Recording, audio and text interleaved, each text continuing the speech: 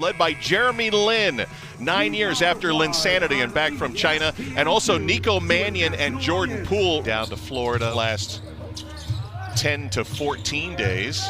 Nico Mannion dropping a triple, 5-0 Santa Cruz. Second straight year. And you mentioned Brian Shaw off the top for folks who have not been paying as much attention to the lead up to the G League. Brian Shaw, of course, who won 5 rings. NBA is the coach of Ignite as Jeremy Lin hits the triple. With Brian Shaw, as that shot is missed there, is he's got a big body. He kind of related him, didn't he, to like a running back who feels like he knows how to leverage his body. As Santa Cruz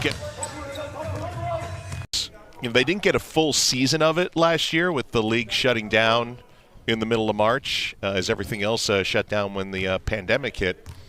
Was about 6 to 8 minutes a game, shaved off with all the different rules they have. There's a trend knowing they finally get their TV exposure. Yeah, finally get a chance for people to see what they can do. Ignite started slow, but the second team has been impressive in the first quarter.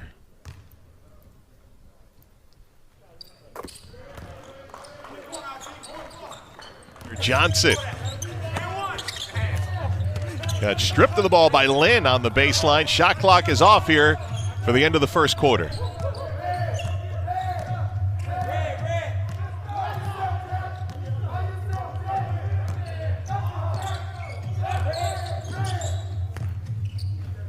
Poole against Todd, and Jordan Poole. The level, the quality of player doesn't drop off too much, right, from first to second team? Yeah, coaches were saying it's like having 2 first-team groups on your roster. Three-pointer out of the corner for Jordan Poole. Able to do that drive into the rim. Jalen Green just turned 19 yesterday from Fresno, California. He's the #1 prospect coming out of his high school class as Santa Cruz. Another 3 from the wing. 2.5 minutes of the second quarter.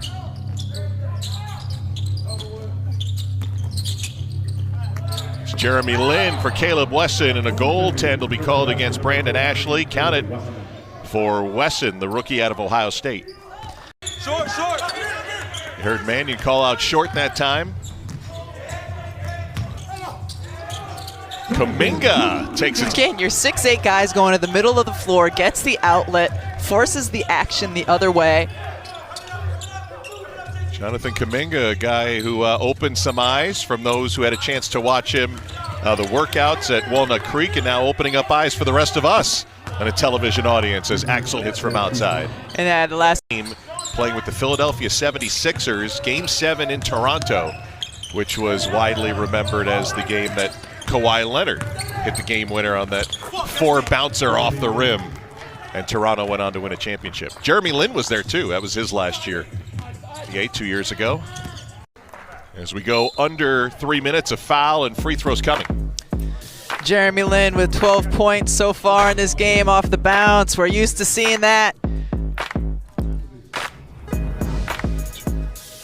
Double team. Lin and Mwugbe that time. Lin takes the big man Amir Johnson, gets swatted as he tried to spin on the dotted line. 1 free points for Jeremy Lin. Field for 16 points. And as you pointed out earlier, not just making the shots, but they are all so pure. That he backed up Steph Curry back in Steph's formative days 10 years ago. We mentioned Jeremy Lin, who to the shoulder of Amir Johnson. It's been a rough day for him. Looks like he got it scratched underneath the neck as well. Demps, who grew up near Sacramento. That time Jeremy Lin gets 2 back against Demps. Got a chance to play for his hometown Sacramento Kings on a couple of Marches ago. In fact, he never got. It's a little different because it's Brian Shaw is the system. He's been tasked with building this from the ground up. And of course, he's got so much time underneath as Jeremy Lin got fouled that time. Jeremy Lin's just getting beat so far. Ice this one away with 9/10 of a second to go.